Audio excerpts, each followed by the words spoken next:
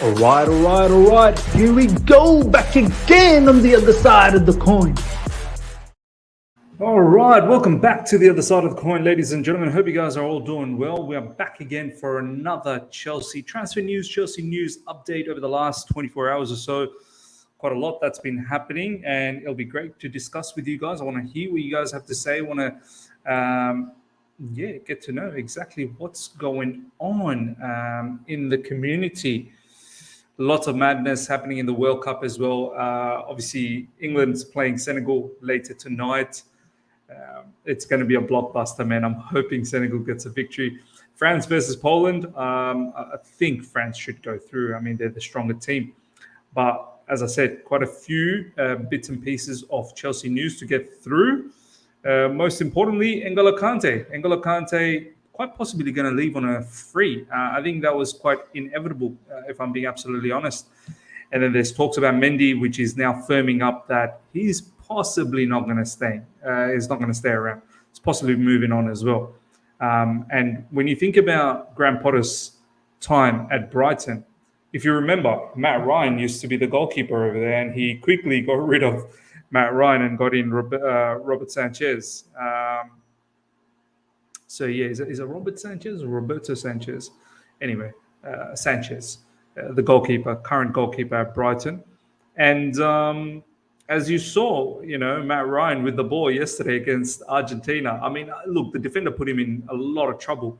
But at the end of the day, I think Matt Ryan is not entirely comfortable. He's decent enough. He's okay. Like, you can get by him, but you can, like, that's a perfect example right there what Graham Potter's all about when it comes to his goalkeepers.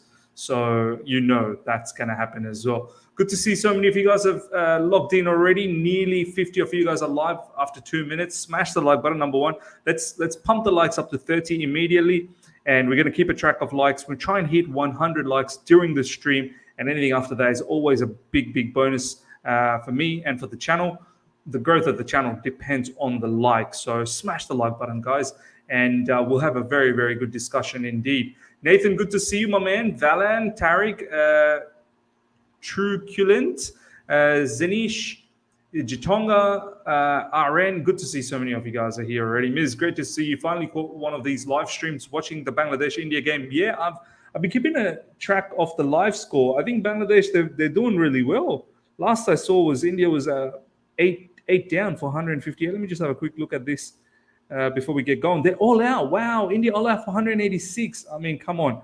Bangladesh has got to be able to knock these runs off, or else it'll be an utter embarrassment if we don't win.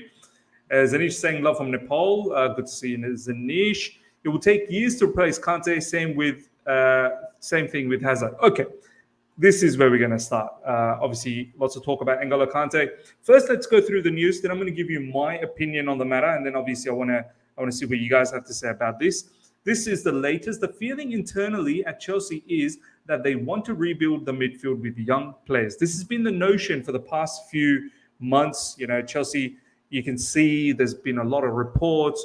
We've been linked with a lot of younger players. And yeah, like if you look at some of the players that we currently have, Chukwuemeka, Caicedo, these are all young players. There's new chances Kante and Chelsea could part ways in 2023. The feeling around the players' side and club side is that Kante will leave on a free. Fabrizio Romano stating this, ladies and gentlemen. Now, look, I'm at a stage where I don't even remember anymore when the last time this guy played for us. I think earlier on this year, he's always playing bits and pieces for us. I mean, I've not forgotten what he's done for the club, for Chelsea Football Club. He's a legend of the club. There's no doubt about that. He's won everything. I'm pretty sure he's won every bit of title that's available to win. Maybe he hasn't won the Carabao Cup. That's probably the only thing that he hasn't won. But perhaps he's won it all. I think the Carabao Cup's the one that he hasn't won. Everything else he's won it all. We know when he's fit, when he's in the team, what a asset he is to the club. Like, there's no doubt about that. But in recent times, he's barely been available. Like, this is the thing. Like, even if he leaves, what does it matter? Like, what does it matter? What am I actually really losing out on? In recent years, I'd say in the last 2 to 3 years at least, he's probably not even played 50% of the matches. So for me, I'm like, does it matter? Does it really matter that you're going on a free? And how can I actually even think about giving you a contract extension, knowing your injury situation? Like, how can I actually? He's one of the most highly paid players at Chelsea Football Club. I think in excess of or close to 300k per week. How can I possibly give him a contract extension? I think he's looking for a long-term one as well. Like, he's looking for at least 3-4 years, and I think Chelsea must have just offered him a year. How can I possibly give N'Golo Kante a 3-4 year contract or even a 2 year contract with such a high wage, not having any guarantee that he's going to be able to play more than 50% of the game? And now the injuries are only getting serious and more serious and more serious, to the point where I don't know if his body's capable of playing in this level anymore. He probably needs to think about himself. Forget about us fans and Chelsea Football Club as an organization. I'm saying from N'Golo Kante's point of view, he needs to really probably think from his own perspective. Is his body capable of going through the rigorous training regime and 3 matches sometimes at a time, the compact scheduling, the countless amount of traveling? Can his body actually keep up with all of that now? He needs to probably think about it. That is it time? Is it time to just wrap up? I don't know. Try MLS if he can go back to France. If he's got family over there and whatnot still, which I'm pretty sure he does. Does he go back to France? Will PSG take him? Would he try his hand on another team besides PSG? Or does he have his final sort of payday at MLS or in Middle East or China, whatever the case is? Like, I personally, I rather actually move on. I honestly rather just move on now and build a new midfield that's going to be there for the next 5, 6, 7 seasons. Do you know what I mean? Like, I don't want to be holding on to a particular player that I've got no assurance. I've literally got no assurance whether he's going to be available or not. And I know, I get it. We can't just influx the entire team with youngsters. I completely understand. But at the same time, what benefit is to keep an experienced player that's just going to be in the medical room and earning the big money? How influential are you going to be from the medical room? If anything, you're probably just going to be very frustrated at your own self. So that's just my standpoint. I think if he wants to go out on a free, I would actually try and see if I can offload him in January, man. Like, from Chelsea's perspective, I would try my level best to see whether if I can get some sort of money from him in January. If there's any suitors out there, I don't know. I'm not even sure when he's back. Like, it was meant to be a long-term injury for 3 months. Even if I can get like 10 million, 15 million pounds, why not? Why not? But he has to agree as well. It's not a one-way street. It's not just about Chelsea. N'Golo Kante will have to agree wherever he wants to go, the contract with them. It's a two-way street. Clubs have to agree. Player has to agree. And if the player doesn't agree, then it doesn't happen. But for me, I think it's time to move on. Let's see what you guys have to say, ladies and gentlemen. Smash the like button. Nearly 70 of you guys are live right now. Hit those hit that like button immediately, ladies and gentlemen, and get to 70 immediately. Only 16 likes. If we can push to 70 likes, that would be much appreciated, guys, if you're enjoying this. Jitonga, to be honest, Kante 40% appearances 40% appearances has more output than 100% appearances for some players in our squad. Look, there's no doubt about that. But surely you're not keeping someone for just 40% of the time. Like, think about the contract. Think about the amount of wages. Like, what do we do? What do we do for the other 60% of the time? Wouldn't you rather have a player that's fit enough and can give us good output for a prolonged period as opposed to just the 40% and it doesn't mean anything for the season anyway. What good is it just for the 40% of the time if we end up coming 8th, 9th, 10th anyway? Because when is Kante supposed to be back? I agree he will never be the same for us again.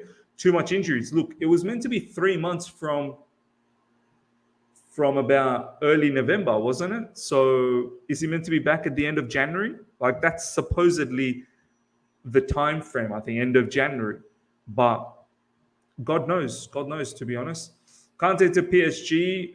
If PSG is keen, why not? Like, France is native country. Let's make it happen.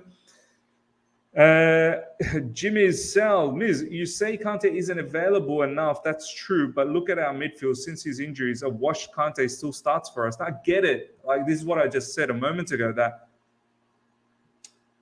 a washed Kante still starts for us, but that's not a that's a negative on our squad. That just screams that we need to sort our squad out. Like, that doesn't mean that no, we just keep this guy. That just screams to me that we need to do better to make this squad where it needs to be in order to compete. A washed up Kante, 40% of the time, let's just say, being used, what benefit does it give us, man? If we aren't competitive across any of the competition, if we keep losing matches anyway, and we just win 40% of the time because when he's available, it doesn't make sense to me, man. It just doesn't make sense to me. The intensity how Kante plays explains the injuries. Barely missed the game for Chelsea and France. When fit, he will go down as a legend. There's no doubt he'll go down as a legend. We need a whole new midfield, a whole new attack, and a bunch of new keepers. I don't know how we will finance all of this without Champions League football. Look, I think Top Bowley and the new owners, they've got a lot of money to burn. But I hear you. At the end of the day, you still have to be able to balance the books.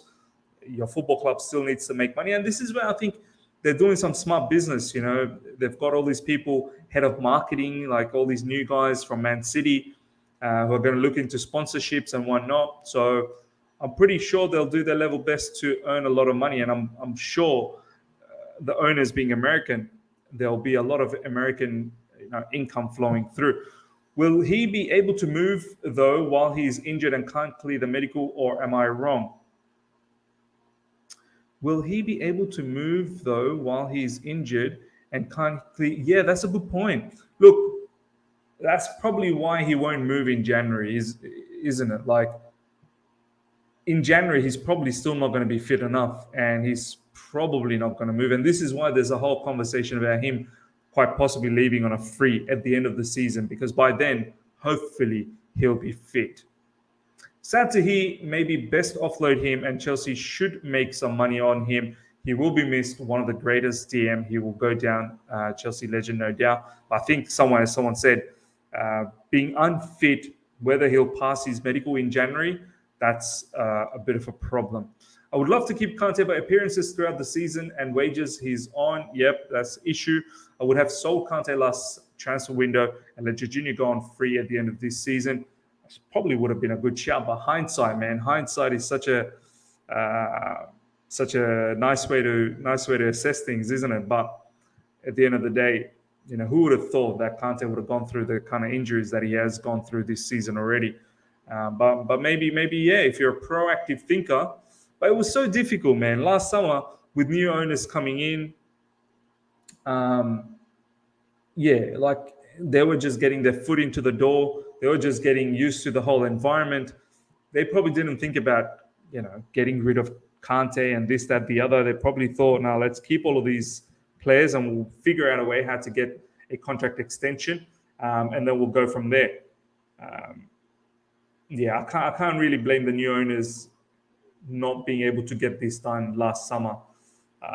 It was just a difficult situation with the new owners, previous staff, and everyone were just getting sacked left, right, and center. It's different situation. Tarek, I just really want to see a new midfield. Crazy, we had some same midfield since 2018. Absolutely, man. We need to sell a lot of these guys like Pulisic. Havertz needs to leave while they still have some value. Probably right, man. Probably right. Now, off the back of this news, it looks like this particular player, as much as I was thinking maybe this is not possible in January, but maybe Chelsea really need to push this. Maybe we do need to push this a lot more. Chelsea definitely have Brighton and Hove Albion midfielder Moisés Caicedo quite high on their list of transfer targets as manager Graham Potter looks to potential reunion with the Seagulls star at Stamford Bridge. This is from Simon Phillips, who, as you know, has got some good internal connection. He's definitely on the list, and I'd say quite high on that list. With the Potter connections, he's a name I've been given a few times recently. So look, Moisés Caicedo, I mean, it would be brilliant. We need a midfielder in January. Like, for me, 3 players I've been saying in January. Midfielder, cover for Reece James, and an attacker. If we can get Caicedo in January, and I know in recent times I said, look, I think it's going to be very difficult. There's been quite a few journalists that's been saying that probably January is not going to be ideal. Brighton's probably not going to let him go in January, but maybe money talks, right? Brighton's a selling club. Brighton's not someone who's going to be able to hold on to all of their superstars. It's quite mad, man. The amount of good players Brighton has. Caicedo played in the World Cup. Trossard played in the World Cup.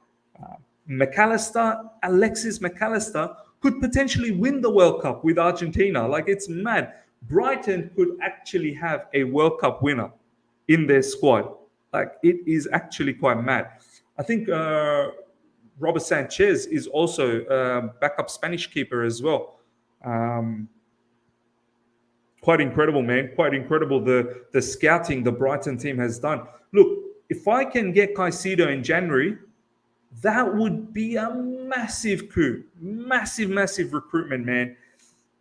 Like, literally will help us a lot. You saw how Caicedo played for Ecuador, but forget about that, because few people might think that, oh, you're just being reactionary off the back of just a World Cup performance. Have a look at what he does at Brighton as well. If we can get this guy, if we can cop Moisés Caicedo in January, I'm telling you, Graham Potter's football is going to start looking a lot better, a lot better at Chelsea Football Club. And perhaps we don't need to wait around too long to get the level of football that we desire. Let's see what you guys have to say about Caicedo. I'd rather keep Kante one more year than sign Adams and Benacer. Tyler Adams is a good player, man. Don't disregard Tyler Adams. I'm telling you right now. And Benacer as well. Very technical, deep-lying midfielder. I'd rather keep Kante. I mean, what's the point of keeping Kante if he's barely available? Like, I need players that are available. And TT loved him. Let's not forget about that. Mr. Rich, good to see you, my man. The answer is to use Kante to his best abilities, and that is to use him sparingly, such as only play him for, say, 45 minutes, just like a super sub. I mean, Dave, what's the point of just using a player for 45 minutes as a super sub? Is that feasible? On nearly 300K, someone said, I think 290K. 290K per week wages just to play as a super sub for 45 minutes. Come on, man. Caicedo would be ideal January transfer for me. Yep, 100% for me as well. Potter wants to make Chelsea into Brighton. But I have to say, like, Caicedo is a good player. I know a lot of people are sort of laughing about the whole fact, Potter wants to make Chelsea as Brighton, but some of these players are very good, man. Very good. Valen, thank you so much for the super chat, my man. Let's be real, Miz. Chelsea fans would not be happy with only Caicedo and Rice as our 2 new midfield additions. If anything, Romeo Lavia would be better. Look, the word is, I mean, we went for Romeo Lavia in that deadline day for 50 million. So you best believe we're probably going to go back for him. Whether it's in January, whether it's in the summer, I'm pretty sure it probably might be in January where we go for Romeo Lavia. But has Romeo Lavia come back? Like, he's been injured, hasn't he? Has he actually come back? Has he been playing for Southampton? That's the other thing. There's no way you're getting Rice in January. And that's the thing. I'm more focused on January. I mean, I get your point. If we can get Caicedo and Rice in summer, you still won't be happy. You still want Romeo Lavia. That's fine. We need to revamp that midfield anyway. But I say we try and get at least one midfielder now and then maybe 2 more midfielders in the summer. That's why very important to get a player like Caicedo. I think Edson Alvarez is probably more realistic, but whether I want him or not, yeah, I'm not completely sold with Edson Alvarez. I'd rather have Caicedo, if I'm being honest. The earlier Chelsea stopped this Brighton nonsense, the better this club is dusted. Why? Why, guys? Why is Brighton dusted? I get it. Like I've said it recent times that Graham Potter, this isn't Brighton. You gotta act like you're in Chelsea Football Club, but that's more the stature of the clubs. But some of the players that Brighton have, they're good. I don't understand this disrespect. They whooped us 4-1, 3-1 recently. I think it was 4-1. They had a draw against Liverpool 3-3. Some of their players play like they're playing in the World Cup. Trossard definitely the next World Cup or in the coming phase of international football that's going to happen. Trossard will be a starter for Belgium. I kid you not. New manager will start Trossard. All those Eden Hazard days and whatnot, those days are over. Trossard will start. Alexis McAllister is a starter for Argentina. Trossard, McAllister, starter for Argentina, could possibly be a World Cup winner. Top player. Caicedo starts for Ecuador. Ecuador was really good. Very unlucky they didn't go through to the next round. I don't get why the disrespect for this club. It's a damn good club with good players. Don't forget, Liverpool built their team on Southampton and still won trophies. Exactly right. They picked out all the key players from Southampton. Virgil van Dijk, Sadio Mane. Even Nathaniel Klein was all right until he got injured. And I think they got a few other players from there. Some of them didn't make sense. Like I think Ricky Lambert didn't make sense to me. Adam Lallana, I'm pretty sure was Southampton, wasn't he? But yeah, bottom line, like got a lot of players from Southampton. Like that doesn't mean Sadio Mane and Virgil van Dijk. That's top quality right there. Edson Alvarez is not the one Miz. No, I don't want him at Chelsea. Me neither. But yeah, some people might think otherwise. Ladies and gentlemen, over 100 people live right now. Only 32 likes. Can we push the likes to 100? If you're enjoying this conversation, enjoying this interaction, let's have those likes to 100 immediately. If you're here for the first time as well, subscribe. Let's try and push for 20,000 subscribers, which will be a great testament to this channel. Let's take a few more comments before we move on to the next topic. We can sign all three players, Adam, Bennacer, and Rice, instead of spending 130 million on Bellingham. Yeah, that's fine. I like Jude Bellingham as well. And it looks like our owners really, really like Jude Bellingham. We need a destroyer and a register. If Rice is the destroyer, then we should go for someone like Tion Koopmeiners. I don't know how I pronounce that, but I saw him come on for Netherlands yesterday. I don't know too much about him, but if you want to register type of a player, I guess Bennacer is someone who's a register type of a player. Yeah, that's the only one that probably comes to my mind, and the only one that's realistic. But apparently Bennacer is a ex-Arsenal academy product, so God knows what's going to happen there. Tahir, assalamu alaikum, bro. This is Chelsea FC, remember? Wa alaikum assalam, my brother. I do remember it's Chelsea FC. Let's get the best players. And Caicedo and Trossard, they're not bad. They're good players. They are high-quality players. Because I think people just want the fancy names. Brighton players don't have that. But Brighton has good players. I don't know what they mean by fancy names, man. Like, how is Moisés Caicedo not a fancy name? Caicedo, man. Like, how is that? How much more fancy a name do you want? Trossard. What more fancy a name do you want than Trossard, man? Come on.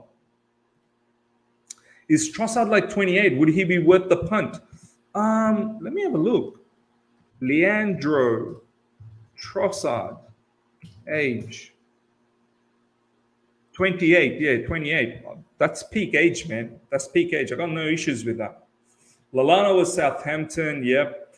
We need team like in 2015, winning team. We're going to get banned again, financial fair play. I mean, you'd think the American owners will be all over that and ensuring that we don't fall into that kind of trouble. So hopefully it doesn't happen. How come nobody reckons Milinkovic Savic? I understand he has a huge release clause, but he is fabulous, man. He's a fantastic player, and I would love him at Chelsea Football Club. You're right. I don't understand why no one wants him, but maybe is it him? Maybe he wants to stick around in Italy. Some of these players, you have to understand, maybe they don't want to move, and they want to probably pursue a good move within Serie A. That could be the thing. Napoli is doing all right, man. Napoli is doing all right. So he might want to stick around. Enzo Fernandez and De Jong, problem solved. Yeah. Oh, Frankie De Jong, man. What a register he would be. Does he want to leave Barcelona? Probably not. Advade, good to see you, my man. Big up, bro. How do you think Chelsea and Potter want to play in the long term? With a 4 at the back, I'm sure your midfield targets need to be in line with that. I think the rumors in recent times is that he does want to play 4. The owners want him to play 4. Look, for me, I would also like us to play 4. But look, if it's a 3, you need to have wing-backs, like proper, excellent wing-backs, like Dumfries style. Reece James need to be available all the time. And similarly, you need to have that quality on the left side, like David Rome and whatnot. Cucurella has to be tried in that left wing-back spot for me. So wing-backs become very, very important if you want to play at the 3 at the back sort of football. Right now, as soon as Ben Chilwell and Reece James get injured, we get done. We get absolutely done. Okay, let's move on to the next news. Thank you so much for the super chat. Because Real Madrid is always there. Amrabat, he's probably the best CVM in the World Cup. Amrabat's been good for Morocco. He has one to look out for. There's no doubt about that. Okay, this news is gathering pace, ladies and gentlemen. I think Edouard Mendy, I think his future's done at Chelsea Football Club. I really do. I don't think, as I've said in recent times in several videos, I think he's one of those players that probably doesn't rate Potter. And I think Potter probably doesn't rate him either. Potter seems to fancy Kepa. Potter wants goalkeepers that are able to play out from the back. And we've seen the example at Brighton. He hooked Matt Ryan very, very quickly. And then he got in Robert Sanchez. So, yeah, I think Mendy's future in Chelsea is actually numbered. I really do think it's numbered. Shot stopping ability ain't gonna cut it. You got to be confident on the ball. And Mendy, we know he's so nervous, man. We all get nervous when he gets the ball. We all get nervous. So there's some rumors. Apparently, he's thinking about moving to Juventus. I'm pretty sure Juventus has Chesney, the Polish goalkeeper. But Juventus are going to go through a whole heap of change, man. They're in big trouble, Juventus. Massive financial trouble. So maybe there could be an opportunity for Mendy to go there, and maybe Juventus are going to lose a lot of players. Mendy potentially could get a lot more income. One of the biggest things why Mendy is not signing a new contract with Chelsea is he's not appreciating the contract that's been given to him. He wants to earn Kepa levels of money because he believes, you know, he's been Chelsea number 1. He's won the Champions League. He's won quite a few trophies, individual trophies. So I get it. I mean, when you can see that Kepa's on such amount of money, obviously you'd want at least that, if not more. And if it's not that, then how can you stick around? But is he going to get that level of money at Juventus if he does move there or wherever else, or whichever club he goes next? I think there will be suitors for Mendy. There will definitely be suitors for Mendy. There will be teams out there that will want Mendy as a goalkeeper. He's a good goalkeeper. But teams that want to play out from the back, maybe they might not fancy him. But yeah, is he going to get that Kepa level of money? I'm not really sure. Let's see what you guys have to say about this. Mendy was a stopgap signing. Was he? Was he really a stopgap signing? I think Thomas Tuchel really liked him. He liked Thomas Tuchel as well. But he was making mistakes under Thomas Tuchel too. He was getting very nervous for me right at the end. Mendy is overhyped. We also need to replace Havertz and Oba and Kudus with Kudus. Kudus is a very good player. I wouldn't mind seeing him at Chelsea, honestly. Havertz and Oba, Havertz especially, he's on his last season for me at Chelsea Football Club. If he doesn't improve this season, I think it's time to let go of him. And Oba, he was never a long-term solution anyway. Mendy, one season trick pony. Man, that's crazy, man. Let's respect everything Mendy has done and then part ways. I think that's probably going to be what's going to happen. Robbie, good to see you, my man. GK will be very important to start attacks faster. I will be pissed if we get Pickford when there is Diego Costa, Robert Sanchez, and David Raya, who are better. Man, honestly, I think I'll get so annoyed as well if we get someone like Pickford. Like, no disrespect, but Pickford, you're Everton level. That's it. I need a lot. Like, he's too erratic for me. Way too erratic. And he's prone to make those crazy mistakes every now and then.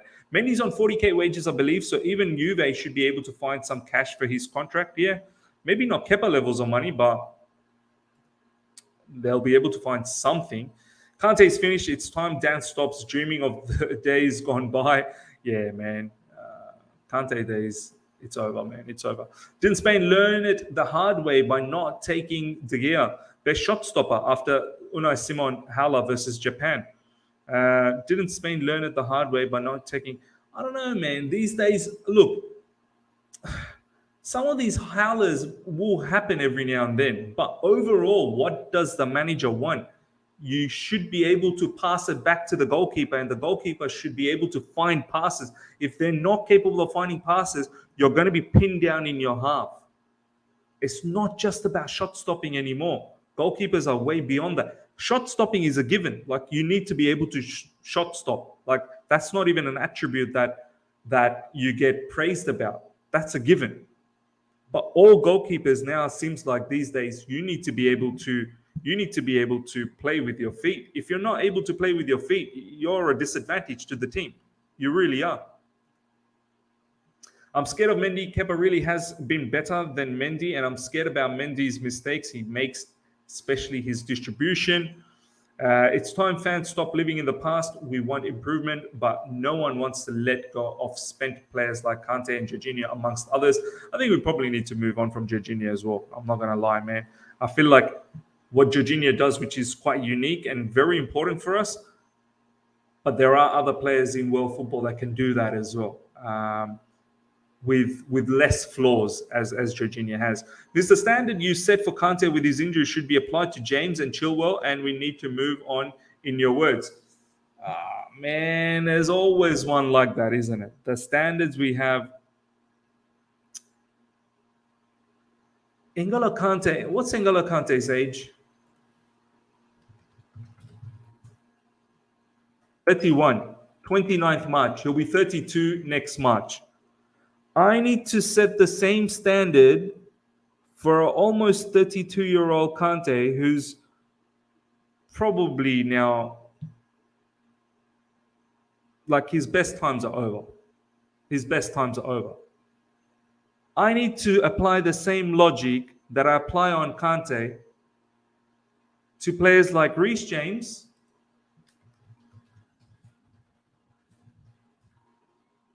who's 22. In fact, yeah, he'll be 23 in 4 days. And Ben Chilwell, 25. And he'll be 26 on 21st of December. 21st of December. So I need to apply the same logic that I'm applying for Kante, who is 32, to a 23 and a 26-year-old. Who've not hit their prime. I need to apply the same logic. Just think about that for a second and let me know how you feel about that. If we get 2 good DMs, means our attack will immediately improve because they will have to do less work and can afford to take more risks.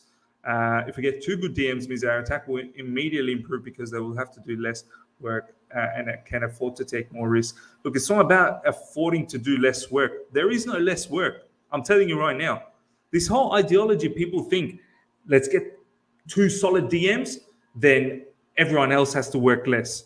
The attackers can just focus on attack. It does not work that way, man. I'm telling you, you're going to get outnumbered. It does not work like that. This is what I said in recent streams as well. The quicker we realize it's a team sport. It's a team sport. Yes, a DM will help with the skill set of destroying play. But that doesn't mean Mount, Havertz, whoever else can just watch the DM go, yep, he'll do the job. I'm waiting here. Once you're done recovering the ball, pass it over. I'll just wait here. Man, the opposition's going to be all over us. It doesn't work like that. It just doesn't work like that. Kante prime time is over, 100%. I think it was ignorant for us to not sign a Kante successor 2 years ago when we knew Kante play's style is not suitable at an older. Yeah, our planning has been poor. And I blame the previous ownership for that. Planning has not been good. Ladies and gentlemen, over 130 people live, only 48 likes. Can we smash the likes and get it to 100?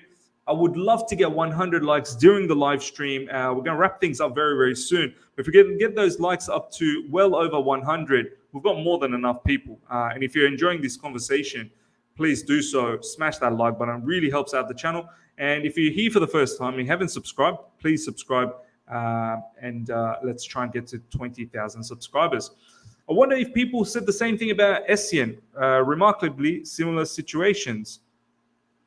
I mean, back then we didn't have all these, footage and exposure in social media back in the Essien days. So I'm pretty certain people would have thought the same way. Look, there's a lot more discussions that happen now as opposed to then. Like, people are a lot more informed now. People are a lot more, they think a lot more now. So obviously they're more aware now. Silva clear of Kante, and Silva almost 40 and in better shape and condition than Kante. Miz, what's your thoughts on Kai? My thoughts on Kai is if he doesn't perform this season, that's it. He's got to go. He's got to go. Like, we've waited enough. Tim B, thank you so much for the super chat, my man. Kante is amazing, but a liability at this point. To be honest, yeah, you're right. Probably a liability, but at the same time, like, he's barely even available. Like, yeah, I wouldn't even consider him as a liability, because a liability is someone who's available is just not doing well for us. Like, he's not even available. He's not even in the balance sheet. He's neither an asset, neither a liability. He's not even in the balance sheet. So from a commercial terms. Ladies and gentlemen, we're going to wrap things up. Just going to take a couple of more comments. No, obviously not Miz, but look at how Partey transformed Arsenal's midfield. Yeah, but Xhaka plays a really good part. Zinchenko plays a really big part in midfield. And it's that entire system. If someone bombs up, another person comes in and slides in. It's far more complex than just personnel. It's a system. Arteta has done a madness. He's really, really worked on the system over there. Age and injuries have no correlation. If you're injury prone, you're injury prone. Fair enough, mate. I mean, look, we can sit here and argue all day long, but I have a different perspective. You have a different perspective, and we keep it as that. Ladies and gentlemen, we'll wrap things up. Hope you guys have enjoyed this. Smash the like button before you go. Nearly 60 likes, more than 130 people live right now. As I said, would love to get over 100 likes. I shall see you guys post England-Senegal game. I'm hoping for a Senegal victory. Come on, the African nations. Hope you guys get that victory, and then I'll see you guys potentially for a live, if not a video. So I'll catch you guys then. Hope you guys have enjoyed this. Take care. See ya.